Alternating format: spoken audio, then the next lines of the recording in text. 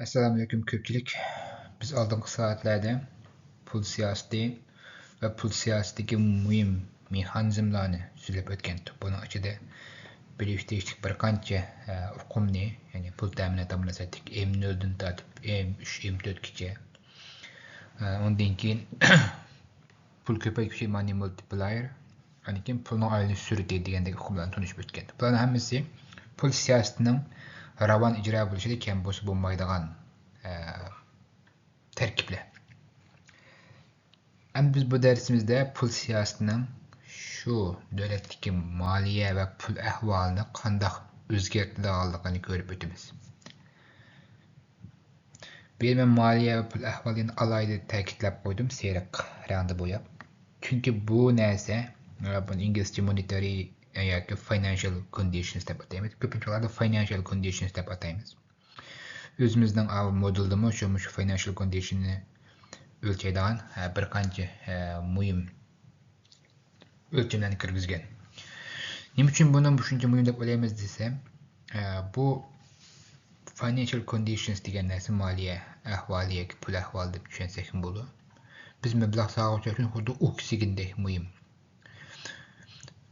Xuddi masalan taqqa chiqqanlar tog' yuqori chiqqan sari oksigen shalanishidan yetib berib qolsa, harakati astlaydi, shunaqmi? Ustiga tez mang'anmaydi, burqalik tez yağmışanmaydi. Nefesi, yürek soqışı qalaymışdı. Bedenin umum ahvalına çalışdı. Qaçanki oksigen mol yey basa, aniken qaytadan bedenin ahvalı məsələn güldi, yürek soqışı turaqlaşdı. Nefes turaqlaşdı. Aniken hareketimi yuqarı qarab hareketim devam qıldı. Şuna oxşaş bu maliye pul ahvalımı şu devletning pul muomala bozorida oshunga o'xshash funksiya o'taydi. Manda o'ylasak bo'ldi. Moliya ahvoli nachar yoki pul ahvoli nachar degan gap. Ham kishining qo'lida pul yo'q, hamma odam pulga ehtiyojli bir vaqt degan gap. Pul qis. Undaq bozorda bir narsa sotib olib chiqsam men, hech kimning qo'lida pul bo'lmasa, menga hamma odamga pul lozim bo'lsa, jiq og'uch olmaydi. Shu men bahoni tushirib setishga majbur bo'lman. Ben bahani tushunib setishni ko'rgandan boshqalarda aloqadorlik ko'rildi. Ularning o'zining qo'lidagi malning bahosidan chiqishini sabab ular setishga boshlaydi. Bu jarayonda qarz olganlar qarz to'lash uchun texnik tez setishga boshlaydi qo'llanadi. Shundan bu yerda mal bahasining tushishimi, mayli mal nima sotilgansa shu narsaning tushish sur'ati tez bo'ldi. Bu abaykanik bozorda qalay qancha paydo bo'ldi. Shu bir kishining qo'lida pul var, ular darhol oldi. Lekin ahvol yaxshi bo'lmagandan keyin, umumiy ahvol yaxshilanmagan bo'lsa, qisqa vaqtda baho o'rgangandan keyin yana davomli davolib turdi. Bu hamda moliya ahvolining bozordagi olinayotgan umumiy pulning qisliqining bir ifodasi. Xudo aytgandek, oksigenning qisligi nafasimizni, yurak soqishimizni tezlashtirib, turaqsizlashtirganga o'xshash, bozordagi bahoning harakati turaqsizlashadi. Xuddi oksigenning qisligi taqyamchilik qilayotganlarning yuqori o'rlash sur'atini ostlatganga o'xshash. Pay bozorining yoki boshqa pul muomala bozorining yuqori o'rlashini, bahoning o'rlashini ostlatadi. Bu yerda pul siyosatining pul va moliya ahvoliga ta'sir ko'rsatadigan bir kanali yoki mesela shuni o'lchashning eng muhim bir usuli bor. Uni biz yield curve, ya'ni o'sim agressivligi deb ataymiz. Bu yerdeki ösüm agressivligi degan narsa, biz hozir Amerikani markaz qilib so'zlayapmiz bu darsimizda. Amerika davlat zoyumlarining o'xshamagan qarorlik zoyumlarining ösüm farqini ko'rsatdi. Masalan, ko'pincha yiltirgan ösüm agressivligi 10 yillik davlat zoyumining o'simi bilan 2 yillik davlat zoyumining o'simining farqi. Buni biz ösüm agressivligi deb ataymiz. Bu nimani bildiradi desa, qisqa muddatli qarz oluvchilarning to'lagan o'sim bilan uzun muddatli qarz oluvchilarning to'lagan o'simining farqini ko'rsatadi. Bu endi banklarning pul tepish birdan bir yo'li shu. Masalan, bizning qisqa muddatli qarz deb uzun muddatli qarz berdi. Masalan, biz bankka qo'ygan pulimizni xohlagancha ola olamiz. Ammo bankka qarz bersa, u qarzni xohlagancha so'rmaydi. Masalan, uy mulk qarz bersa 20 yillik, 25 yillik, 30 yillik berdi. Mashina yoki boshqa qarz bersa 4 yıllık, 5 yıllık ya 10 yıllık berdi. İstemal qilan algan kredit kart qarzlarım az degende bir 2 aylık oldu. Hem de qisqa muddatda qarz aldığalarının köpüncisi, qısqa müddət qarz aldığalarının mutlaq köp qismi ciddi kredit lazım bo'lganlar.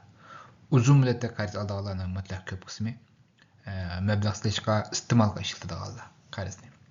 Çünki bu yerdə ikkisining farqi pul muomala bozoridagi pulning qis yoki kengirligini o'lchashning, kreditning kengayotgan va qisqarib qolgan o'lchashning muhim bir ölçemlerinden biri. Bu yerde ben Amerika'nın ösüm eğrisi en köp işletilgan bir ösüm eğrisizlikler, yani 10 yıllık ösümlerle 10 yıllık devlet sayımının ösümü bilen 2 yıllık devlet sayımlarının ösümünden farkını ama kök sızaklarını ispat edildim.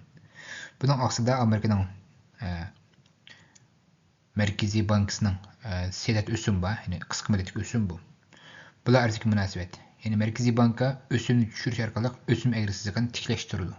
Yani bu yerde Merkezi Banka kısa müddetlik ösümünü kontrol kıldı. Baza, yani pul muamele bazarı uzun müddetlik ösümünü kontrol kıldı. Yani eğer Merkezi Banka kısa müddetlik ösümünü düşerse, mesela Merkezi Banka hazırının ödük ösümünü düşerse, kısa müddetlik ösümde tüveleydi. 1 yıllık, 20 yıllık, 1 yıllık, 2 yıllık. Ama uzun müddetlik ösüm aşırı. Ne için? Merkezi Banka ösümünü tüveleydi dediğin gibi, qarzına erişinin tənərxi azıl dediğin gep. Bunda qoğan iken iqtisadi pariyata canlandı dediğin gep. İqtisadi pariyata canlansa uzun müddetlik qarz bekellerimi yukarı ösüm talep kıldı. Yeni birisi Merkezi Banka ösüm düşe dediğin gep cemiyetteki pul teminatı eşi mümkün dediğin gep. Cemiyetteki pul teminatı açsa mal bahasının örülüşümü tez oldu. Mal bahasının örülüşü tez olan ki ben tabi aldı 10 yıllık devlet sayımına cehrak ösüm talep kılma yani. 10 yıllık devlet sayımı için, uzun müddetli devlet sayımı için, üst için, yukarılış için mühim amillar biri iqtisodning eşi, yeni biri pul pahalılığı olan mülkiyenin eşi. Şu normalde Merkezi Bank'ın ösüm düşürüşü, uzun müddetli devlet sayımlarının ösümünün ösüşünü, kısa müddetliklerinin ösümünün kemişini düşürüyor. Şu an bu iş aslında fark aşıdı. Bu fark açkan ki bankalarının qarz beriş sürəti tezleşiyor. Nima üçün? Ben bir banka uzun müddetlik ösüm bəsəm, uzun müddetlik qarz bəsəm, yukarı ösüm alsam, kısa müddetlik qarzni tüven ösümge bilen töresem, elbette benim paydam aşırı deyin gep. Mesela ben banka olgandikin, ben Fed'den, Merkezi Banka'nın kısa müddetlik ösüm alayım. Onu uzun müddetlik bereme. Bu ikisi artık fark kanç çoğun olgansa benim paydam üçün çoğun oldu. Ben Fed'den 2%'lik ösüm bilen kısa müddetlik qarz edip durup, onu 10 yıllık berme. Uçada benim mesela 10 yıllık, eğer 10 yıllık devlet sayımının ösümü 4% olsa, bunun adamın paydam 2% sap 2% payda alım edeyim gibi. Eğer o 4'ün 5'e öyleyse, benim adamın paydam 3% buldu. Şu an benim qarz beriş sürtüm tezleşiyor. Şu an cemiyetteki umuma qarzdan sani, kreditdan sani aşırı. Qarz alacak var ki mesela ben bankadan qazarsam, onu yeni bir banka koymaya o pulunu. Yani banka qarz beriş arkalık kredit payda qıldı, pul payda qıldı deyin gibi. Cemiyetteki umuma pulun ayrılışı tezleşiyor. Kreditinin ahvali yaxşı oldu. Aksice Merkezi Bank ösümünü östərsə, bu ösüm eğrisizliği tüvəlləpməlidir. Yani qısılıpmalıdır. Bu çağda uzun müddetlik ösümdən qısa müddetlik ösümdən fərqə cəx olmaydı. Yəni hətta negativ tüvəllib hətta tənglişib qaldı. Aksat ən eğer pul kredit ən qısa vaxtlarda hətta bu san negativ buldu. Yani uzun müddetlik ösüm töven, kısa müddetlik ösüm yukarı kaldı. Bu yani bankalar için en eğer bir kabahatlik düş. Mesela ben bir bank olsam, Fed'den kısa müddetlik ösüm tölep tutup kazasam 3% versem onunla. Onu uzun müddetlik birisi kazasam onunla 3% kazasam yine ikisi tam op kalsa. Yakımız onunla töverek ösüm alsam 2,5%. Benim qarz berişimden aşkım ve mevcuda her bir kıtım qarz versem ziyan tahtı mende. Özüm töven kısa müddetlik ösüm yukarı. Uzun müddetlik ösüm tüven bulup kalsa, ben amal ve qarz berişten kaçıma, yakımız qarz berişini toxtuma. Ben ziyantatdan sorduğunu kımayım ben de o çağda. Şunu olan, bankanın qarz berişi astılaydı, kredit kısıldı deyin gibi. Yani Merkezi Bank'ın ösümlü östürüşü şunu an, cemiyetik kreditinin kısılışını keltirip çıkırdı. Şunu bir yer katsanlar, bu işin aslında müşünden tertipten asılık münasebet var. Merkezi Bank'ın ösümlü östürüşü ösüm agresivligini qısıdı. Tek töveldi tudu. Hatta minus kıldı. Bunun minus kılışı cemiyeti iqtisadi çekinişinin uzak qamay körülüğünü göstürdü. Yani bankalar qarz vermeydi. Qısqımlatik pul lazım boğalayını qandaq adam qısqımlatik qarz aldı. Ciddi pul lazım boğa adam. Ondaqla yukarı ösüm töleş mecbur oldu. Ondaq oğanken ular o ösüm töleş üçün yeni toxtmay qarz ediş mecbur oldu. Şu an iqtisadi çekiniş eğerleşip bağansır iqtisadi eğer bu ahval kontrol kılınsa iqtisadi kriz bulmasa iqtisadi çekiniş keltirip çıkardı. İqtisadi çekiniş olub qalsa Merkezi Banka ösümünü töveltçilik demek kredit ahvalını yaxşılaş uğrunda ösümünü töveltkençədə pul ösüm agresivliyi yine üstü götürüldü. Şu an bu ahvalına yaxşılanış qalqalığını derek berdi. Şu an qarsanlar iqtisadi çekinişten burun ösüm agresivliyi tez tövellep hatta nölge yaqılışıdı. Andikin Merkezi Banka nölge yaqılışkan ki Merkezi Banka bara ösümünü düşürüş başlayan gap. Bunun nölge yaqılışkanlık hem de cemiyeti kredit ahvalının en kıslıqını gösterdü.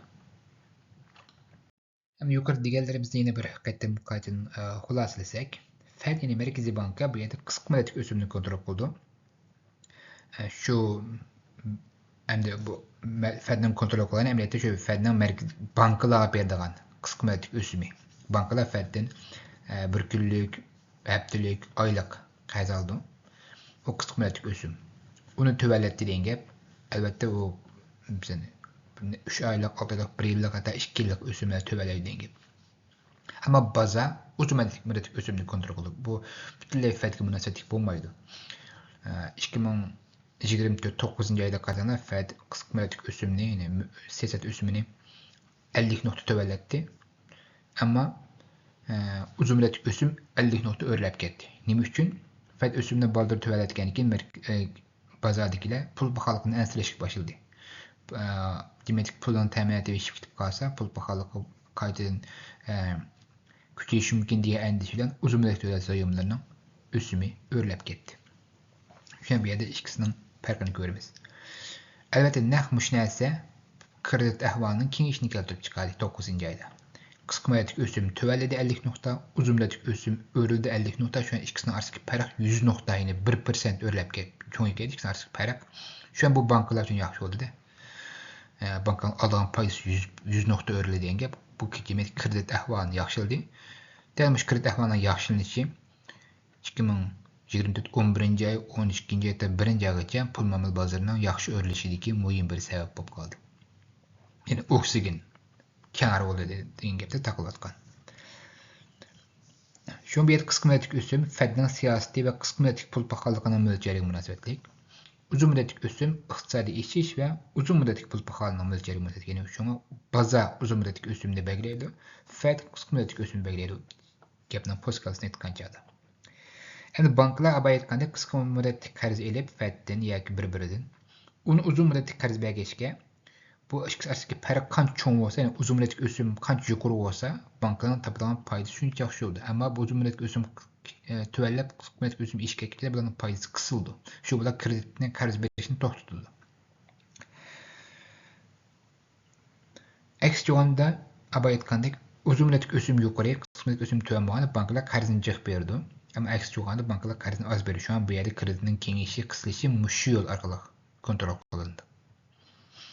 Elbette başta ötgende kreditning qisilishidan kengayishi pul ve maliye ahvalini, yani financial conditionsga bevosita ta'sir ko'rsatgan bir nokta. Unda bo'lganikin bu abay aytganimizdek umum oksigenning pul muomala bozoridagi oksigenning qis yoki kenarligini belgilab qo'ydi ma'lum nuqta aytganchada. Shuning bilan pul muomala bozoridagi epsitilayotgan mayli kripto olsun, mayli paychik olsun, bularning bahasini o'rlash tushishimi mushu yield curve ösüm agresivligiga bevosita munosabatli bo'ldi. Bir qarsana ösüm agresivligining o'rlashi uzun o'tmay pul muomala bozorining o'rlashini keltirdi. Ardazroq farq oldu. Mesela bir necha ay, bir necha haftadan bir necha oygacha, belki de bir necha faslgacha olganlik bo'ladi. Lekin normalda Nasdaqqa o'xshash uzun müddetlik paylarning o'rlab tushishi ösüm agresivligidan teng deylik ma'noda. Endi ösüm agresivlikka bir ko'ksizlik Nasdaq'ın mavi yeşilsek Nasdaq'ın umum bahası emas. Umum bahası Nasdaq'ın yıldan yılga örleşi, aldığınki yıl qaraganda qanchalik örledi degan gap mavi. Yani Nasdaq'ın bahasının özgürüşü. Abayqara yürek soqışı oxşaş bir narsa. Qarasam ösüm eğrisinin yuqori ko'tarilgan vaqti o'zidan o'tmay Nasdaq'ning o'lishini keltirib chiqargan. Ösüm eğrisinin tuvaligan vaqtlari harakatlarda Nasdaq'ning tuvalishini keltirib chiqargan. Oldingi yil qaraganda bahasning tushishini. Bu yaqingi ahvol qarasam Nasdaq ösüm eğrisisiga 2021'ning oxiridan boshlab 2022'ning oxiriga cho'g'an bir yilda tez qisıldı, tuvalidi. Şu an bu Nasdaq'ning muaşı 2022 yilga eyak basırga kirishini keltirib chiqardi. Evet, o'xshash boshqa muhim shu narsa ko'rildi.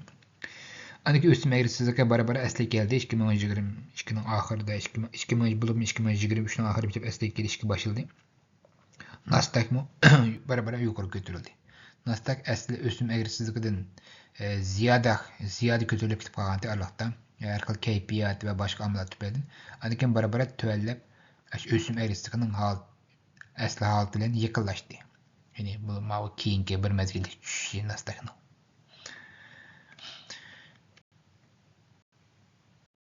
Elbette Bitcoin'in ahvalı şu. Bitcoin bir yerdeki köksüzlük yine ösüm eğrisizliğinin örülüşü ve tüvelişi. Ve kısıtsızlık Bitcoin'in bağısının yıldan yılga özgürüşünü aldığınki yıla qaraganda hazır qanchalik açtı tüveldi degan ölçüvatkan narsa. Bu muqarasanglar ösüm eğrisizliğinin zish moğalqını görürsüler. Aldığım ketimde Bitcoin'in düşüşü ösüm eğrisizliğinden eğrop gitti. Şu vaxtın özü değişkenlik hem köpüncümüz. Bağın diye vaxtlarda Bitcoin'in qaydını örlep 120 ming atrapıga çıkış ihtimal yuqori deb qarshimizga bir sebep şu vaxtın özü. Çünkü ösüm eğrisizliği Bitcoin'in 120 ming atrapıda bulduğanlığı şu ihtimalın yuqori ekanligiga bir dalalet bir işaret berip turganda ösüm eğrisizliği gamını Bitcoin yetişidi. Yani oksigenin ahvalı gamını masajdan gap. Bu yerda her qanday vaqtda ma'lum bir narsaga qarab turib butun bahoga %100 kesib etmaymiz, ammo bu shu ehtimolning yuqoriligini bildiradigan bir narsa.